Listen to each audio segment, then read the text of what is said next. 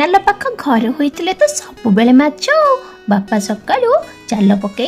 भल देसी माछ नहीं आसते मुझे भाजी देइथिली सकाळ टिके चाहा चकुली पिठा डालमा बनी समस्त को खाइबा को देइदेली तापरे स्वामी नहीं आसते मटन मटन पाई रेडी करदेली मसला अदा रसुण डालचीनी गुजराती मटन ने प्रथमे पियाज पकई दबा एथरे मु काटिची अदा रसुण डालचीनी आ गुजराती ताकु टिके पकई दबा हळदी चुना टिके पकई दबा मसला टिके पकईबा इरी लंका चिना मध्य टिके पकई दबा ए सोरिष तेल टिके पकई दबा डालचीनी गुजराती टिके पकईबा लूण टिके पकई दबा जीरा चुना धनिया चुना और तेजपत्ता ताकु मध्य पकईबा परे दही टिके पकईबा सुंदर भाबरे सब को गोळी दबा